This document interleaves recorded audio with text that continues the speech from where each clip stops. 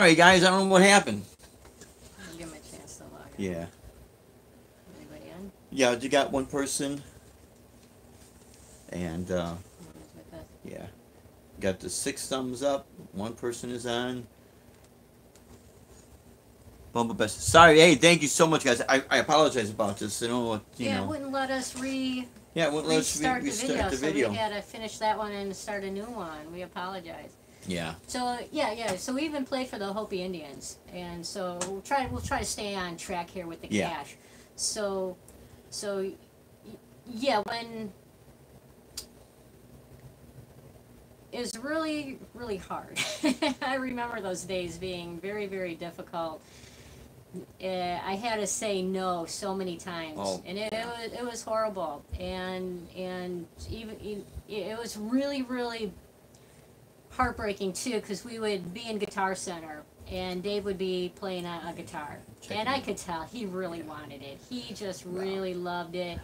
And I just have to say, it's like, Dave, But we see, just we don't have the just money. We just don't- can't do we it. we can't So do that. she'd say, take a picture, lasts long, and she's right, And after a while, you leave, go back, do what you need to do. But And unfortunately, Yeah. some of the guys that work there, all they see is that the girl is saying no to the guy, and then immediately the girl gets the bad rap, Yeah. and they have no idea what I've sacrificed in order to support David, and how difficult that was, and if it just seems like there is that stereotype that the female is they ruin everything, and they just don't know the Yeah. backstory. If everybody knows the backstory on what's going on, then they probably be like, well, yeah, Dave, Deb's right, dude, you gotta make sure you pay your rent and the electric bill, and nothing went unpaid. Nothing went No unpaid. bill collectors ever called us. We were never late on anything. Never late Never. on anything, and that was so difficult because every week. Can you imagine living on tips and CD sales? And also contracted gigs too. That was the only thing I could guarantee of how much income was coming Yeah. in, were the contracts that were solid, the weddings, the birthday parties, the corporate events. Those were the solid contracts. But all the other gigs that we were doing, that I was filling in the open dates that were tips and CD sales. Not knowing how much are we actually going to make on those shows, so I have to budget off of what I know for sure we're making, and that is why that's what made it so difficult. And then it all worked out because we're believers. We believe in creation. We believe in God, and He took care of us. But we never took that advantage of that. Right. Never Took it for just granted. said, well, we're just going to go ahead and buy this guitar because you know what, God's going to take care of us. We'll worry about paying it later. Well, no, we're not going to put God a foolish test. Right. We're going to, if we made good money on that tips and CD sales, that money's going to go in the bank, because I don't know what's going to happen at the next week's show or next month. How the shows are booked and what we have available for income. And we live cheaply on food. It was, what's cheap to make? Spaghetti is cheap. Chili, how much? Peanut butter and jelly. Peanut butter and jelly. Oh my gosh, peanut butter and jelly sandwiches. There you got your protein. Yep. You got your protein in your peanuts and peanut butter. It sounds crazy for some, I know. And I've had friends of mine, and I don't Yeah, mean it's to not interrupt easy. you, hon, but I've had friends of mine say, well, come on, Dave, you got to do it right. And I'm not knocking any of this. So for people out there who have done this, and if it has worked for you, that is great. It didn't work for me. And what I mean by what the method that didn't work for me, trying to get signed, trying to chase this label, trying to get on this tour, trying to get on that tour, none of that worked. None of it. And the funny thing is, my friends, and they look at me, yeah, David could shred and all that, and I thank God for all that. But the fact of the matter is, nobody cares out there. And another thing, I've had friends of mine tell me, Yeah, but a birthday party. Yeah, but a wedding. Yeah, but a this. Yeah, but it. Yeah, but that's money coming in. That's money, guaranteed money. All of this other stuff. And I've had friends of mine that they try to go on the tours and then they're stuck out in California borrowing money to come back and they're crying because they didn't make jack diddly squat. It cost them money. And I'm not knocking anybody, but my point is if that works for you, that's fine. But if it doesn't, be very, very careful because you will put yourself in the poorhouse like that. And those people are not going to care about it, you know. And I'm not trying to knock it. I'm not trying to knock anybody, but there is realities. There is realities, and I'm very fortunate, very blessed that my wife put up with all this to keep the ball rolling. Another part is because she's got a strong interest in the music too. You know, yeah. I mean, yeah, in construction we were making money, Yes. but then when the housing market crashed, there was no houses being built, nothing. It got so bad. Where I was teaching at, the plumber that came out to fix the Montessori school's plumbing, him and I were talking, and he didn't realize that I also play guitar and teach. And he would tell me, he said, Dave, everybody in the union hall, the people in the union hall were telling the workers, you know, if I were you, try to get another job doing something else because there's no work. And it was horrible, and it was sad to see this.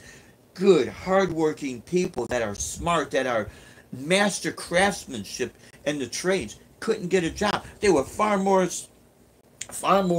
advanced at their craft doing the construction than I was, and they couldn't get a job, man.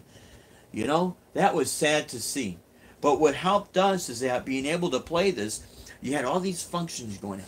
There was going to be a baby shower. How about it? To have a baby shower. What would you rather do? Play the gig late night where you're going to rock out and potentially come out with the goose egg, or do the baby shower and then guarantee to make money? Yeah. It was a no-brainer. No-brainer. Yeah. So I'm very fortunate to have that, not just as my wife, but managing and taking care of everything because, you know, there's a thing out there called fool's gold. The fool's gold, for me at least, I'm only to apply this to me, not to anybody out there, was it looks too good, you're going to be a star, everything's win-win-win all the time, and none of it came true. The only person that held to their word, told it like it was, and always came through was Deb. And that's the truth. Remember when our friend asked about what does it take to make it in this business? And what was your answer? Money. Money. Money. So continuing on, we lived 9 years purely on cash from the music company. 9 years, that's a long time. That's a long time to do this. And we, continuing on, what we sacrificed to be able to afford the music business, living on cash, is it came down to even on our birthdays, our anniversary. Yeah. It was no cards, no going out. You know, Just spending time with each other. Just be together. Yeah. Christmas, no presents at Christmas. We would save our coins. Yeah. Our coins. We'd have a coin jar. That was our Christmas money. So we take that jar to the bank. Yep. We would cash in the coins, and woohoo, we have money for, this is our Christmas money, and whatever that was, that's what we had. And usually we would go buy clothes because we hadn't bought clothes the whole year. We would take care of what we have. We would buy once a year, go clothes shopping, and that was at Christmas. So, but you know what? It was a struggle. And those are the downsides of the sacrifices we made. The upside is we loved doing this. We love the music so much, and we have so much fun doing this that the material things don't matter. Don't matter. The having new clothes, but or once even a year, new gear and stuff like that. That was fine. It was fine in that, but it's not like I go there and drool and beg. Oh, please, I gotta have it. No, I don't have to have it. You know. But the music gear we did when something would break, we'd have to. You know. Now at Christmas, okay. Now at the end of the year. We're incorporated. Our company is incorporated, and at the end of the year, I do drain down the cash. Anything that we have, I hold December's checks back. I don't deposit those until January. So what I start doing is to minimize our boy, I probably should be careful what I say. Well, we're just real smart with at spending the money. That's what it Christmas is. time, That's when we look at like the at deals and Christmas sales. time, or that's when whatever. we would buy music gear. Yeah. Cause there would be the deals like the Thanksgiving, the Black Friday sales. That was like our big time to replenish any music gear, and that was another reason why I would save up all the money throughout the year, so that at the end of the year, that was like the best time to buy because we would Right. get the best deals on everything that we've been wanting all year for music. Yeah. So that was, a part of why we're not spending even $1. We're not going to go to the card and party store and even spend $1 on a birthday card or an anniversary card, because to me every penny mattered. I have an Excel spreadsheet. I log in Everything. penny we make, every penny we spend. I think you got records of even, I don't know, 10 years or something like that. On everything that, all our contracts, she's got it filed. All our expenses, all the money that we made and everything, she's got it filed right down to the last cent. You gotta have that. Yeah. Yeah. Yeah. So, and we've been diligent with the music for 19 years. And then we relocated down here because it was starting to dry up in Illinois. I could see. Yeah. I could see. We actually did not. We were originally planning to move to Florida at the end of our lease, which would have been May. This May that just passed, yeah. past last month. This is June 2nd now. It would have been May. May 31st was our lease was up at our apartment. Because that was another thing I would do when we would renew our lease. I would renew it for the maximum, which was 18 months, a year and a half, so that I could reduce our rent going up every 12 months. It would go up every 18 months. Yeah, every year and a half. So that was another way I would do things to control our expenses. Reconnecting, guys. Okay, May of 2018. So what happened was around April of last year, Yeah.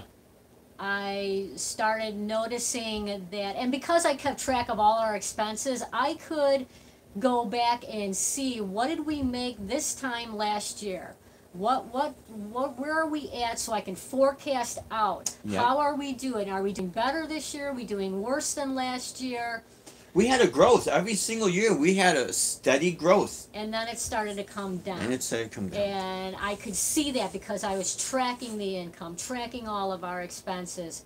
And I noticed that, okay, we are now starting to go into a trough. This is not normal. We haven't done this before. In all the years I've been tracking, this is not a good trend. There is really something going on here, and where we're located, it's probably not a good idea to stay. So it was, you know what, we're moving to Florida sooner than later. Yeah. And I had to find somebody to sublet our apartment. And oh my gosh, it was stressful. cleaning out. Oh man. I had still all the paperwork from companies that we have already closed, and had to hang on to all those documents for X amount of years. And now it was time to shred up everything, Yep. to start getting rid of the stuff we had, because we were not going to invest more money into a U-Haul truck than a 15-foot. 15-foot U-Haul truck was a max. I first started out at a 10-foot. And then Dave and I went to the U-Haul, and we were measuring the 10 foot. It's like, oh, okay, yeah, no, this is not We left going a to lot of work. stuff behind too. So we Holy went up to the crap. next, the 15 foot. It's like, all right, what is this 15 foot going to cost? We need a dolly to tow a car, and then we have to drive the second car down. So one's driving the truck, one's going to have to drive a car, and all we can, now we're at this amount of money. Okay, we cannot go above this. So Yep. guess what? What does not fit in a 15 foot U-Haul truck does not go. So it was throwing away stuff, selling Oh stuff. man. Oh, it was really tough because I had some really nice Oh, you had a lot of nice nice. Yeah. equipment. That was tough. But yeah, see I now, had my here's the drum thing. set. Yeah, she had a drum I had my set. drum set I sold. It was a PDP, but it was a higher end. You know, yeah. it was their most that was expensive one, plus like the with all Zildjian the and Zabian hardware, cymbals. Oh, she had it a was like badass. $2,000, a Yeah. $2,000 drum set, and the Yamaha speakers. Yep. But those things were heavy as They hell. were heavy as hell. Them things are beasts. So we were, again, here we are, evolving. We have to evolve. We want to stay with the music. We're going to have to move. We cannot stay where we are. So that's what we did. Like we just... Yeah, we got down here July 28th last year. August 5th we started gigging, and I know if I count from last year's calendar and this year's, I know it's got to be over 100 gigs we did. And the locals down here are like, holy crap, how you doing this? Well, when you come from this situation and you relocate, you're not on vacation. You have to hit it hard because every month you have bills coming in. That never goes away, and it doesn't matter who you are. I don't care, who it is. Our favorite guitar heroes, right? They got bills. Everyone's got bills to pay. So we hit it real hard. We were also supplementing the income. That's why we having a CDL license. And I'm not. At first I thought, geez, should I talk about it? I thought, what the hell? If it could help somebody out there that's in a similar situation, then that right there is more important than, I guess, my reputation as being a guitar, a rock star or something. Because the reality is, we all know how fluctuating the income is. The music industry is constantly like this. And you know what? My theory is, the higher end you are, the more money is thrown at you. That means more money is invested. That means they have to make a return on that investment. So if it's, let's say if it's $1 million gig, or $1 million that's invested in that gig, at least $2 million got to come back, right? So the more that's thrown at you, the more is expected of you. So yeah, we hit it real hard. So what we did is we supplemented the income. That's why I mentioned, a few times before, I get up at 3:30 in the morning and drive the school bus, and I absolutely love it because that's my me time away from constant hitting it hard. Mentally you do need a break, and it's weird because my mind doesn't drift when I was driving. Now it's summer, so we have our summer break and that. But all of this tough times we were going through, the one thing that it does do, it makes you a strong person. Yeah. It makes you very, very strong. Because if a person is always winning all the time, you get kind of soft. And what happens when you get too soft, the slightest little thing that comes your way that is negative, you hit the panic button and you don't know how to handle it. But when you're constantly, if you're struggling, kind of struggling there, you learn how to get through things and you stay strong, and your awareness. It's like you have a 360-degree vision because you're aware of all your surroundings. And like Deb said, you're constantly forecasting out, what's coming in next, and if not. Another thing Deb would always tell me, if you cannot afford to lose something, basically don't gamble. Because if you cannot afford to lose it, don't even go in that direction. And that is the most smart advice that I've ever, gotten from anybody, because it's a reality. So this whole conversation is not to paint a bad picture or a sad picture or the sorry, feel sorry for yourself picture or anything. This is a reality, what we were going through. And I know there's people out there that are probably going through the same thing. You're not alone. Yeah. You're not alone. This is how we done it. Yeah. And this is how it worked for us, and this is how we were able to make it work for us to be full time in the music business and pay all our bills and enjoy, and enjoy what we're doing, and the sacrifices, they come with the territory.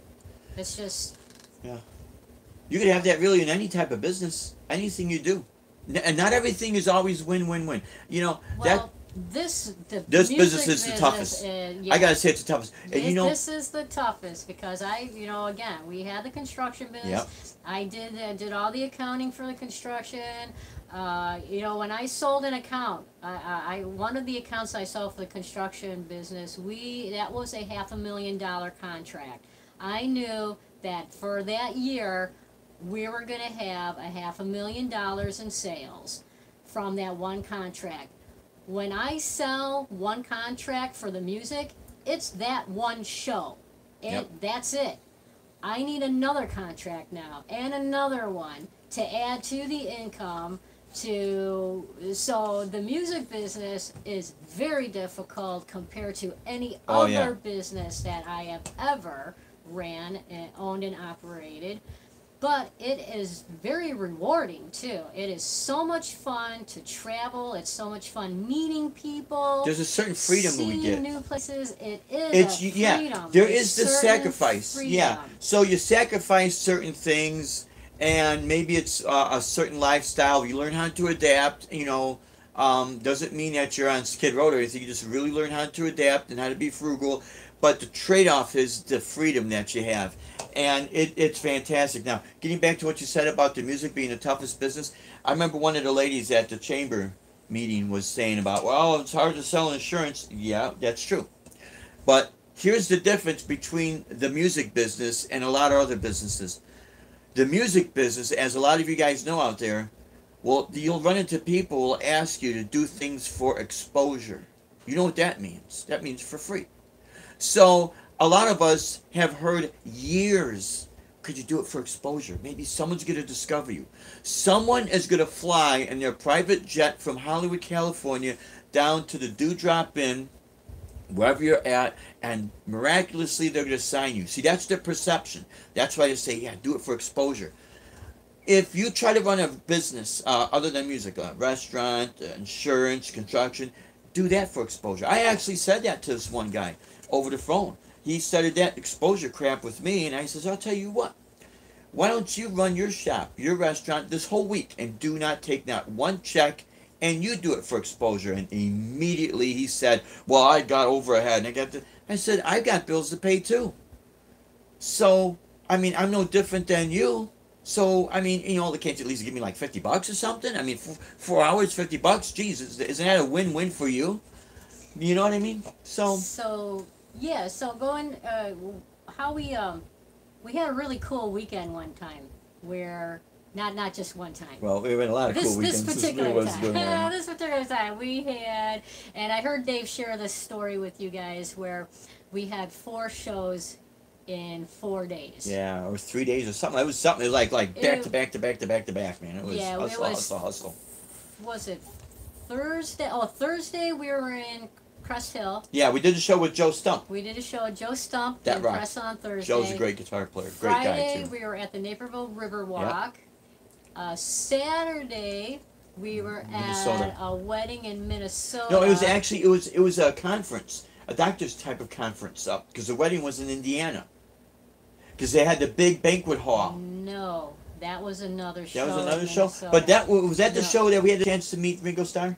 The show I'm talking about, okay. It was a wedding, and I'll tell you why it was a wedding. She knows, I forget. I absolutely know why. Okay. And then Sunday was another wedding in Indiana. So why I know that Saturday was a wedding in Minnesota, because we drove up there. I do the driving because David needs to rest. He's going to be performing, driving. Anybody that drives long distance, and I know there's some guys online with us that have CDL licenses. Joe Wentz. That are truck drivers. Yeah. We know how tiring that driving is. And driving from Illinois to Minnesota is a very tiring drive, and to have Dave drive it and then expect him to now play at his peak And yeah, and have is the happy draining. face on This and everything. Is Yep. why, This is why I do the driving, not because for any other reason except this. David needs to rest. He needs to focus his mind on the music, especially when it's a wedding. These are so important performances. Those are that the toughest this gigs, is man. these people's happiest day Yep. of their life, right next to their children being born. So we're not going to be messing up the music at their wedding. And guess what? At a wedding, people listen to the music. They are very tuned into it, especially at the ceremony. So this was definitely a wedding, and we drove all the way up to Minnesota right after doing Thursday show, Friday show, Saturday all the way up into Minnesota. I slept in the car while Dave Yep. performed. That's why I know we did a wedding on Okay, that that's show. why. I helped you load in, you set up, you played for the wedding. I slept in the car. We loaded up the car after the wedding and drove straight to Indiana It was brutal, man. and set up for the wedding in Indiana because that was an early wedding, Mm-hmm. and performed that. And when we got home, Dude, we were dead wiped. tired. But there was that other time that we did a gig up there, and it was for a big conference. We've done several Well, we did shows several in shows up there. Minnesota. But the one in particular where we had a chance to meet Ringo Yeah. Starr, we had to tear down because it was another wedding. It was another function similar to that was down in Indiana. Because we had to hurry up, tear gear, and drive down. So the head of security at this particular hotel. Sorry, guys. Again, fell offline. Anyways, this particular gig we did, the head of security asked me if I wanted to meet Ringo Starr, and it would have been an honor. Matter of fact, when we were set up in the hallway there, and the hallway curved a little bit, and the theater was there. There was a line of people on both ends, and I'm sitting right here waiting for them to turn the room, and I'm all dressed up, and I got my guitars and that, and cases and that, and the security asked me. People are asking me, "Hey, are you Ringo Starr's guitarist?" I could have played it off, but I thought, well, no, I'm not gonna do that, you know. So I said no. So I said, but you could call something to the fact that the staff. the staff. The staff was asking you if you were Yeah, Ringo Starr's guitarist. Yeah, exactly. So then I says, no. Well, what's your name? I says, well, you could call me Gringo Starr. So as soon as I get ready to hit the stage, they're on the radio saying, here comes Gringo, you know. So we do the gig and that, and it was nice. It was wonderful. We're done with our gig. The head of security says, hey, you want to meet Ringo Starr? Right now, we could go. I said, I'd love to, but we got to tear our gear down. Then we got to drive down to Indiana because we did have either a wedding or some very important function we had to do. And time was of the essence. But I told the head of security, I said, tell you what, we'll take a ring check on this. You tell Ringo that Gringo says hi. And I bet you he did tell him that because he got a kick out of that one. That was funny. But we've done so many cross-country shows. We did was it a birthday party or something? It was up in Canada. Yeah. Drove up there and drove back. Oh, yeah. Oh, my gosh, I was so sick. I don't know what, I had like a flu or something. Yeah. I was so And she's sitting there as I'm playing, and I sick. could tell she wasn't feeling. I'm And like, I felt so bad. What I also do is I also track the weather. Yeah. Before we hit these shows, because winter up north, it was, as we all know who live up north, the winters are unpredictable. Brutal. So this birthday party was in January up in Canada. So I tracked the weather and told Dave, we have a snowstorm coming in and we have to stay ahead of this snowstorm. So we have to leave at this time. And we did. We packed the car up. We took our neon because we got 25 miles to the gallon. We also have a van at that time. That only got 14 miles to the gallon. Well, screw that. We're going to take the car and get the better gas mileage. So we, on our way up, we did stay at a hotel because I was sick. and needed, obviously Yeah, needed some she needed, rest. yeah. And when we got up that morning, here come the snowflakes. It's starting to flurry. The snow flurries are happening, and I'm like, Dave, the storm is on top of us. We're gonna have to get out of the room and start hitting the road. So we are driving, and we made it. We made it. The snowstorm did hit on top of us. Oh, yeah. Before we got there. Yeah, because remember, we So were our driving cars through in the Canada. ditch. Oh, it was horrible. Yeah, cars So in the ditch. people You ask were me taking pictures. of Yeah, them. here's pictures of Canada. It's all white, white. and the It's all Canadian white. flag. You know. Now, Oh, Mr. this- Ben Coombs, if we knew you back then, we would look for you and say, "Hey, what's happening?" We'll stop at Canucks with guitars, man. You know what I mean? Yeah, But- and then we had to get through the border patrol. Oh yeah. Through Canada. Oh boy, they were almost gonna make us empty the car out. So they're like, "What do you have in the car?" It's like, "Oh my God, it's all the I know, I got nothing to hide, equipment." you know. It's all the like, equipment. "Oh, But see- no, don't make us empty the car." But they Yeah, didn't. they They didn't. They They were were- cool. I showed them the contract Mhm. and the address, and they were. It was like, all right." confirmed and They were everything. pretty cool. They know. let us through. But see, this is a good thing to mention. This is why. Okay, we've got a lot of gear. I think the most expensive guitar we have is the Gibson Les Paul, No, Standard Plus. yeah. Yeah, I mean, so I know there's people out there with a lot more expensive equipment and pedals and that, and I'm not gonna. There's great stuff, but when you do a lot of these shows, pedals. This is really interesting with pedals. Okay, a chorus is a chorus is a chorus pedal of a horse of a horse of a horse. Like. And I'm not saying that one is not better than the other. Every manufacturer is doing certain things. They're all great. You know what the ones that are not good? The ones when you plug them in and as soon as you step on the pedal, you're frying because you're getting electrocuted. Zzz. Those are the ones that are not good. We're gonna That's, wrap it up. It's 2:06. yeah, we're going to be wrapping up pretty soon here. But I have to mention this because why this is important. So tone is everything, but tone is very subjective. But the functionality, you drop a couple $1,000 on a unit, you could take it outside, especially down here in Florida when it's real hot. Okay? Now here's something I forget to mention. I'm going to mention this, and I have to start following my own rules here, so I'm guilty at this. Always bring 2 pairs of shoes. I'm going to tell you why. You do an outdoor gig, right? You got that expensive pedal board. You plop it down, like even my guitar synthesizer. Plop it down, right? Here's the reality with festivals. You're going to at some point maybe walk through a grassy area. If it rained the day before, or down here with the humidity, there's dew on the grass, and not just moisture, dog dew and everything else, you're walking, you're stepping on this stuff, right? So by the time you hit the stage, you forget that what's on the bottom of your shoes. You go stepping on your real expensive pedal, guess where all that stuff is going? On the expensive pedal. So it is a good idea to bring 2 pairs of shoes. You get on stage, try to, and it sounds crazy, but it is a fact.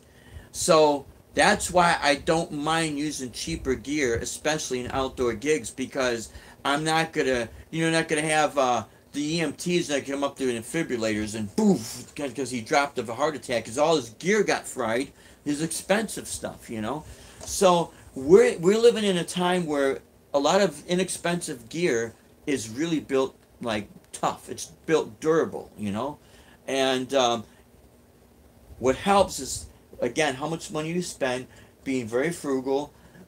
Don't ever be ashamed that you got to, even with a First Act guitar, if that thing stays in tune, more power to you, because your tone and everything, it comes from here first and foremost. If it's not coming from here, all that's going to do is mask what a person cannot play. And I'm not knocking anybody, but first and foremost, it comes from here. All that stuff is great. I love it all. I think it is great. But there's no way in hell I'm going to take something that's so expensive out at one of these festivals, and then here comes the sun. And the people that run these festivals, they change their minds. This is the reality. 1 minute you're standing here, next minute you're standing there. Next minute, you're going to go on first, now you're going on second. So everything gets flip-flop. You have to be prepared for all this.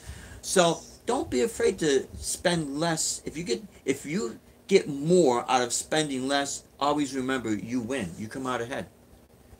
So another thing that I was doing when we first started out with the music and traveling was deciding, how we how can we do this and reduce expenses too? So it's easy with like, oh yeah, we can sleep in the car. I grew up camping, and we would stay over in the rest areas, and while we were traveling, and we would sleep in the camper, and then we would continue on the next day till we got to the campground, and so I was like, all right, we can do that, and then it was like, all right, well now how do we take showers?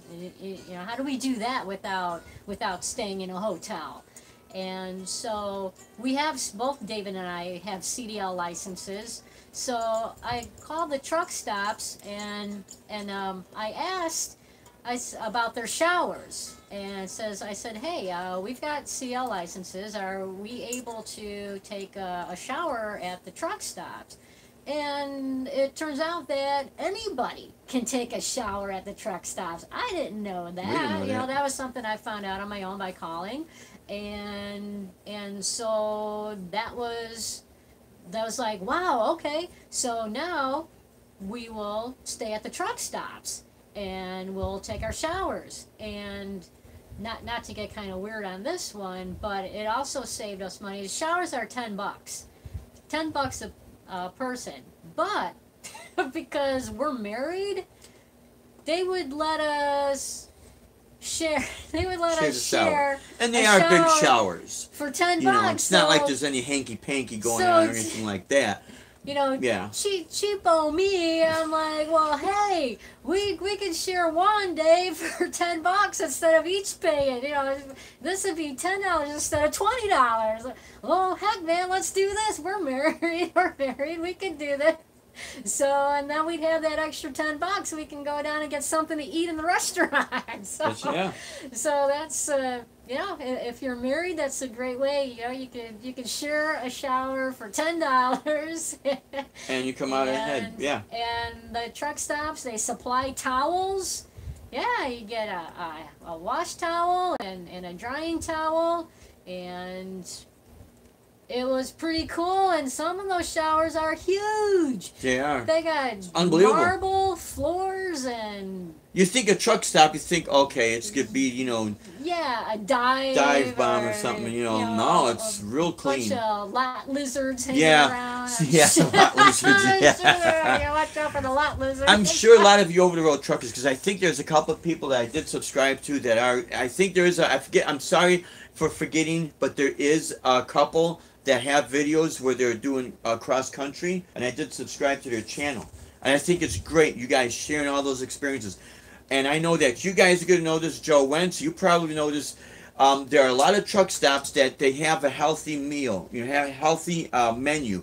Because the last thing they want to see is our truckers getting out on the road with a heavy load, getting a heart attack, and crashing into somebody. Because the situation happened either up in Wisconsin or Illinois when the then governor, I think it wasn't Robbie LaVoy, it's the other guy, I forget his name now, crap. Anyways, he was accused of selling, CDL license under the table, so that's why CDL licenses are real hard to, they're a lot tougher to get, you have to take all these tests and that, because the truck crashed into somebody and the guy did not have a valid driver's license driving I'm going to jump in because of that, because now, anybody, here's a hand again. Yeah. Anybody who lives in Illinois, has a CDL license, and wants to move to Florida, Florida will accept the Illinois CDL. You do not have to take the Florida CDL test to maintain your CDL. So, I don't know if that's good, every state, if Florida accepts every state's CDL, but I do know we were able, I looked into that because one of the things leaving Illinois was the concern of our CDL license, because Illinois does not accept any other state's CDLs.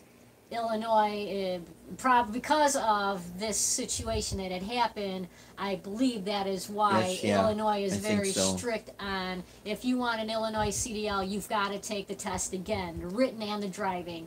In Florida, our CDL transferred right over. It was pretty sweet. So that's why we are able to maintain our CDLs here in the state of Florida. Yeah. Okay. So, yeah. And I think it's not a bad, It's not a bad idea. What's nice with having a CDL license. If something were to go south with the music or any other job that you have that you're doing, if you got a good driving record, you have no DUIs, and especially if you're not a pedophile, you know who. Well, I don't understand those people, nor do I want to. But you could virtually get a job virtually in any state here in the country, especially for school bus driving. It is a great job for musicians. If you only want to drive in the morning, you got your gigs at night. It works great. For those type of positions, you'll be a sub driver, so you might have different routes, you know. But never be ashamed that you have to take an outside job or something like that. And it's not the end of the world. It's I don't understand when I've heard people say this. You know, they have to make it in their music. They have to. And a lot of my friends that had said this, they're living in the days of the 1980s. It's not the 1980s. The whole platform has changed. Everything has changed. Everything has shifted.